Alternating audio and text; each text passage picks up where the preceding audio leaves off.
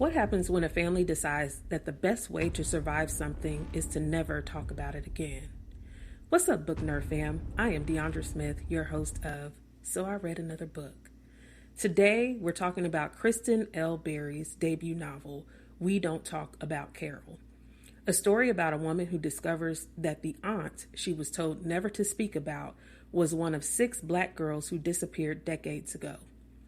Sydney finds a picture and diary belonging to Carol after her grandmother's death and starts to investigate what happened. The investigation also forces her to confront her own family history and trauma. So who was Carol? As you were reading the book, what is always in the back of your mind is who was Carol and why was Carol erased from the family's conversation? Why did everyone accept that she had simply run away? What does Sydney's discovery of the photograph tell us? Why does seeing a photograph change everything? What does it mean to discover that someone existed but was essentially erased from your family history? The question I have for you is, can a family secret really stay buried? So, the grandmother had let Sydney know that she was not supposed to investigate this. Actually, she did not want her to speak her name. But Sydney is not just a curious niece. She's a former investigative journalist whose previous work contributed to a mental health crisis. Some may say that she was obsessed with finding answers, but I would counter by asking, isn't that what journalists do? Specifically, investigative journalists. The follow-up question could be, is Sydney seeking justice for Carol, or is she also trying to solve something unresolved within herself? A deeper thought could be, was Sydney investigating Carol, or was Carol forcing Sydney to investigate herself? I'm going to try and answer this without giving away what happens. I think this is a little column A, little column B answer. She is definitely investigating what happens, but in doing so, she learns a lot, and I do mean a lot, about herself and her family. And that is not only with her husband, but with her mom and sister. And let me tell y'all, it gets very tense. So what makes this story so fascinating was that Carol wasn't the only black girl who disappeared. There were 5 other black girls who vanished from the same North Carolina community in the 1960s. With their cases dismissed as them running away. Some of the questions that Sydney brings to the forefront while investigating are, who gets searched for? Who gets media coverage? Whose disappearance is considered important? What happens when authorities don't believe a family? What happens when a community accepts that she ran away instead of asking why? As I was reading this book, that was my overall question. That last one, what happens when a community accepts she ran away instead of asking why? As I was reading, I thought to myself, is no one ever going to ask that question? So the mystery isn't simply what happened to these girls. The mystery is why so few people were willing to look for them. And that was the other thing that niggled in my mind as I was reading this book. The bigger dilemma is that although this happened in the 60s, it's still happening today. We have girls, specifically black girls, who end up missing. And much like it was disregarded in this story, it is still happening today. And I love the fact that this author made a story about this while also bringing to the forefront what is still happening in our society today. And I love the intensity that she gives Sydney as she is investigating this case, kind of as a way to show us that we need to be more vigilant about cases like these, or just things that happen within our society that we deem as an injustice, that we should be a bit more vigilant about finding the answers to such problems, or in this case, such cases. So let's dig into some family secrets. Why do families keep secrets? Because that was the overarching, one of the overarching themes within this story. Well, sometimes it's shame.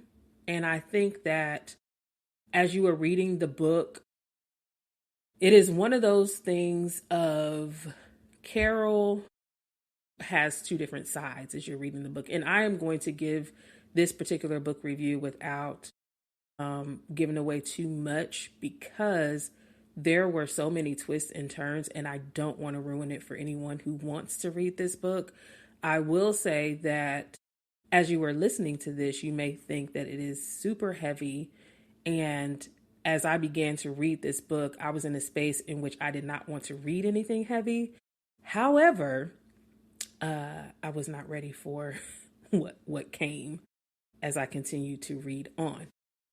So, in this case, as I said before, sometimes it's shame. It was one of those things that Carol does show that she has two different sides, and I think that as you were reading, you will find that the mom seems very nonchalant about Carol missing, and I do think that there is a bit of shame tied to that, considering everything that was happening at the time. Another reason why families keep secrets is protection. I think that people feel that if they don't tell the entire truth, that they are, in a sense, protecting their loved ones because they feel like the truth will hurt more than whatever secret they're keeping or whatever lie that they may be telling. Families keep secrets because of fear sometimes. Sometimes it's also a means of control.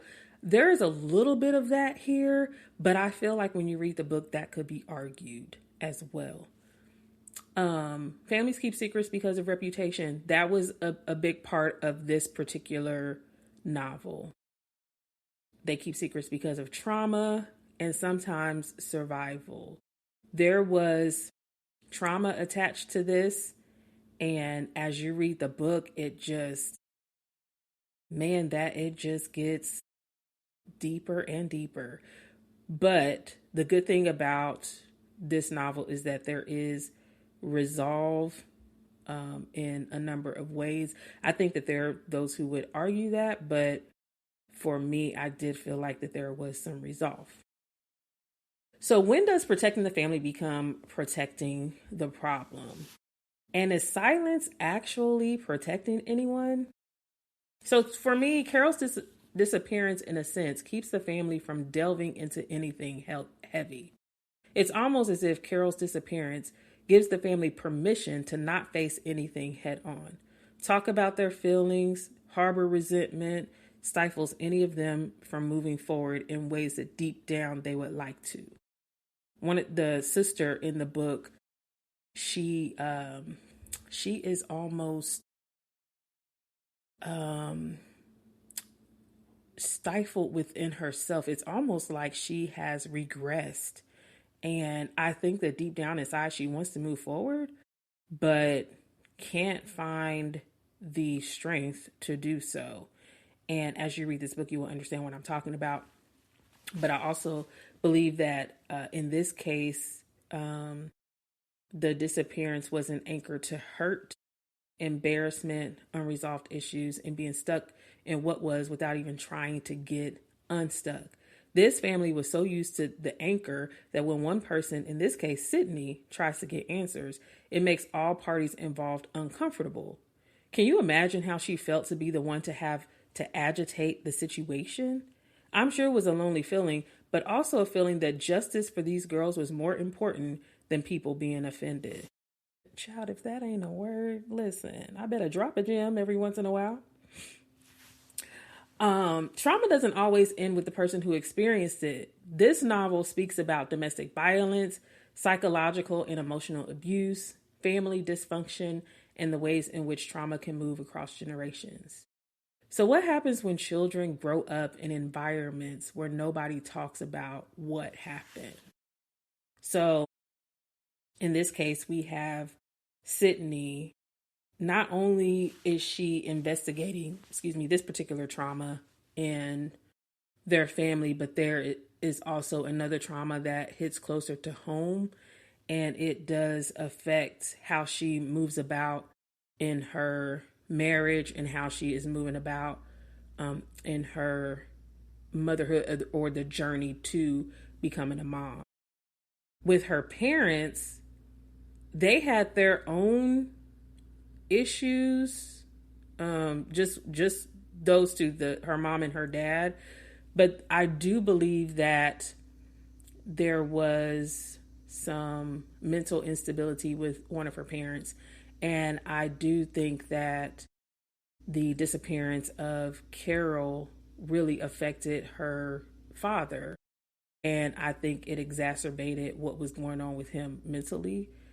Because why wouldn't it? I mean, you have a sibling that you grew up with who disappears and everyone acts as if it never happened. Like, yo, where is she? You don't think that would, I could not imagine losing my sister. I can't even imagine losing her to natural causes, let alone her disappearing in the middle of the night and then the family acting like, oh, well, she ran away. So yeah, I do think that it affected her parents. Her sister, as I mentioned before, Sydney's sister, that is, she just seems like she regressed. And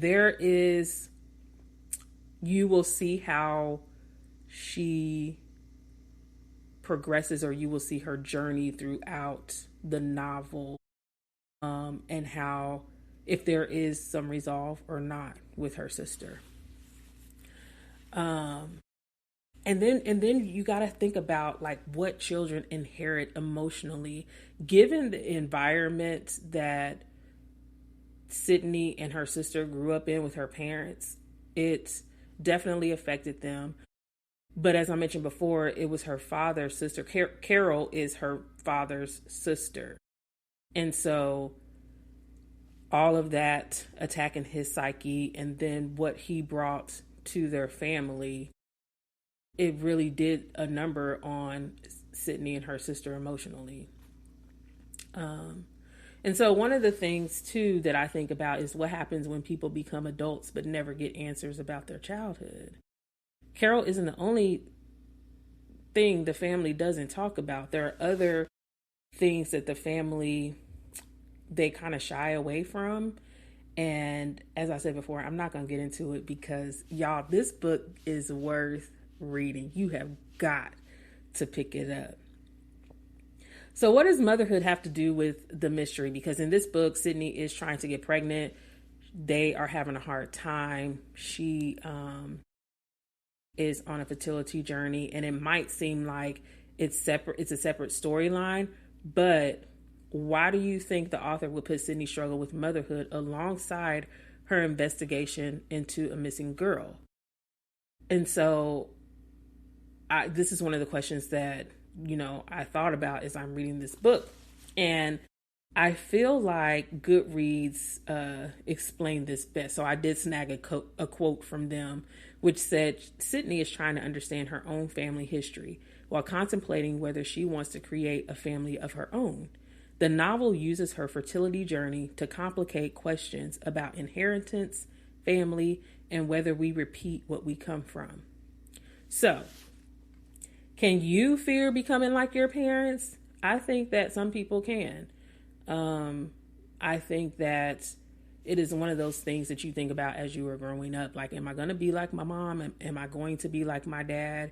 And I think for some, it is more traumatic than others. I grew up in a home with two loving parents. And so it's one of those things of when you get older and you find yourself saying some of the same phrasings or the same mannerisms or how you handle different situations as your parents, you find yourself doing those things at times.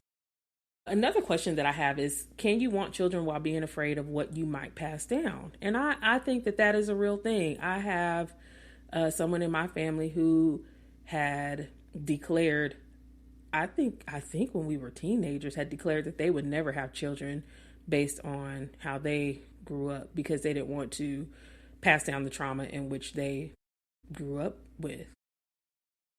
Another question is, does knowing your family's history change how you think about your future? And I think that is a valid question. And I also think that, yes, I think it does.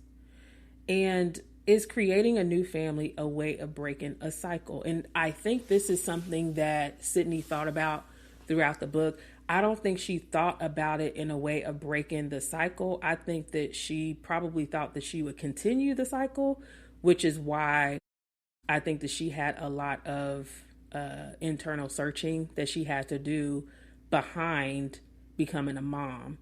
And so reading this through line, I guess you could say, in this novel was very interesting because we saw another side of Sydney as well and how everything played into how she is choosing to live her life at this point.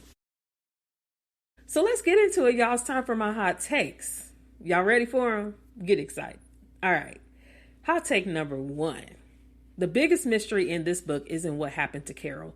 It's why nobody cared enough to look. Do you agree or disagree? For me, I agree. Like, that was the thing, as I mentioned before, that was in my mind the whole time. How do you have a girl, because she's 16 when she goes missing, how do you have a girl disappear completely? People knew that she had started going to, there were times where she would go to these parties at a nearby college. People knew her mom. And then when she disappears, y'all don't say nothing. Not only that, there are 5 other girls who disappeared as well. And no one cared enough to look. Hot take number 2. Sydney was becoming obsessed with Carol because she couldn't solve the things happening in her own life. Do I agree or disagree with that? I don't think so. If anything, I feel like it gave her the strength to face what was happening in her life. I think that solving that particular case, in this case, it being her family too, there were a lot of questions that came up and answers that she needed.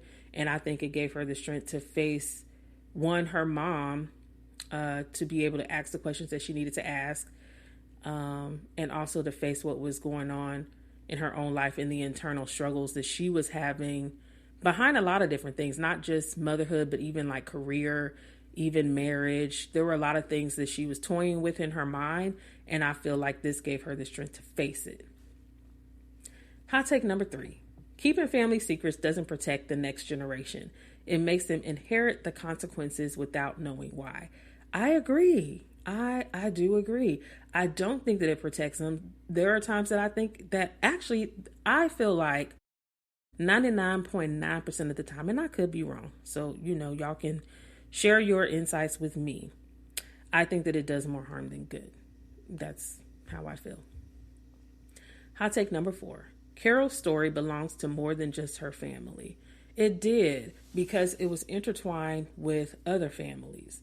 And I feel like there is a space and time in the book in which you will see how her story belonged to more than just her family. And when I tell y'all that it goes down quite the rabbit hole, y'all just not ready. Y'all not ready.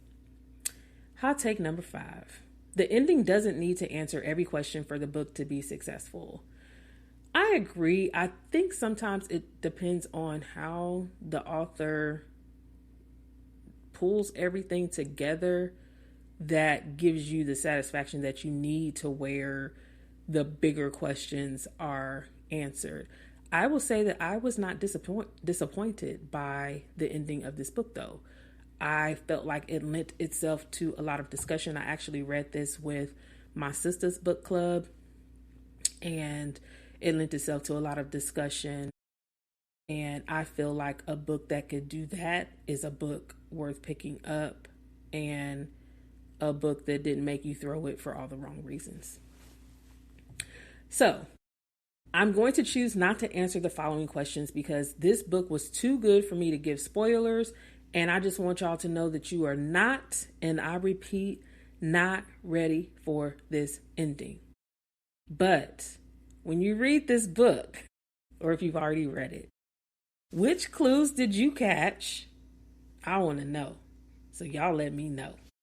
Which ones did you miss? When I tell y'all, I clearly missed all the clues. Well, I'm not going to say all of them, but I missed a lot of them. I didn't see some of this stuff coming.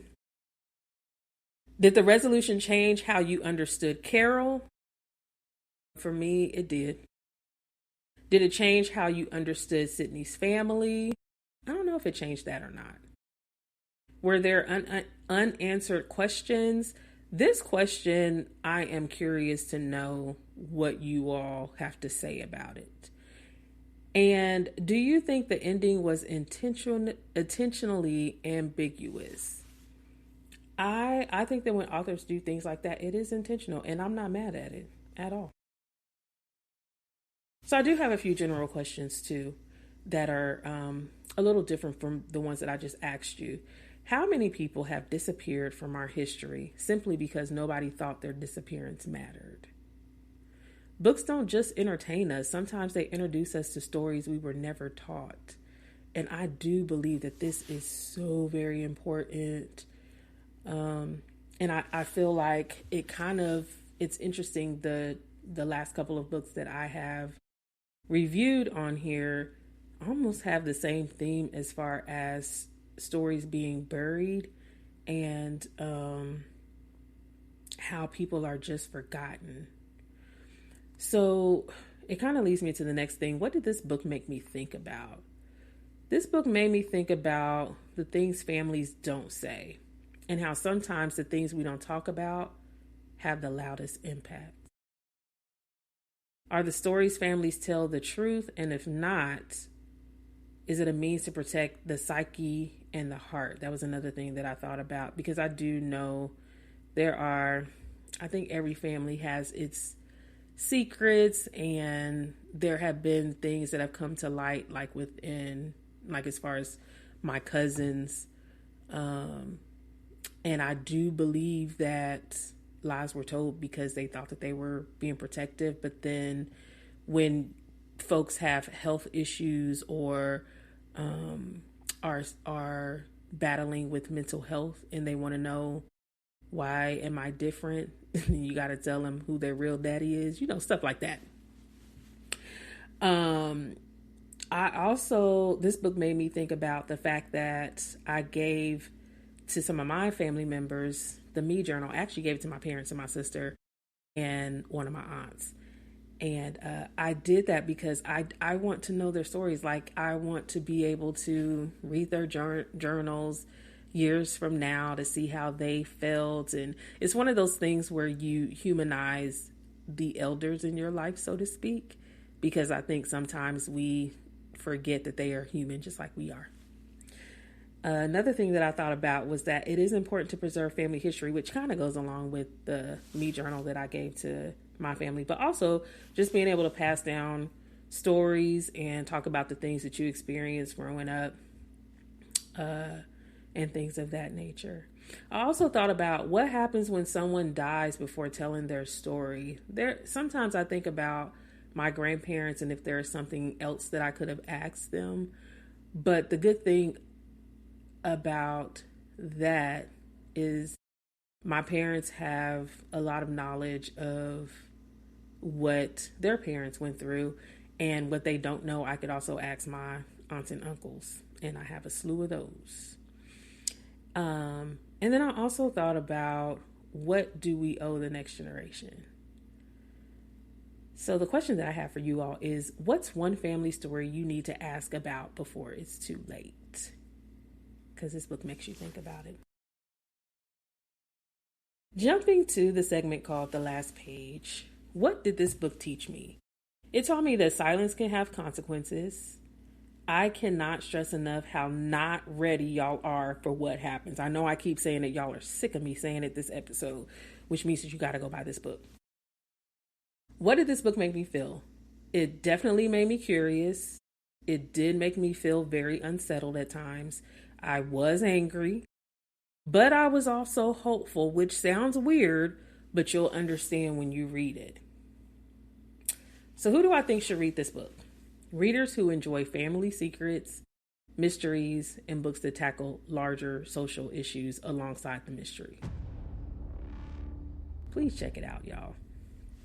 Well, Book Nerd fam, that's it for now. But remember, we're creating lifelong readers, one book and one conversation at a time. I do have a couple of announcements. Follow me on social media to see where Book Nerd Fam will be from week to week. You can follow me at Book Nerd Fam, BOOKNERDFAM, one word, on all social media platforms. Check out my TikTok shop for bookish merch and check out booknerdfam.com to purchase any books mentioned today. And as always, take some time to read today. Talk to y'all soon.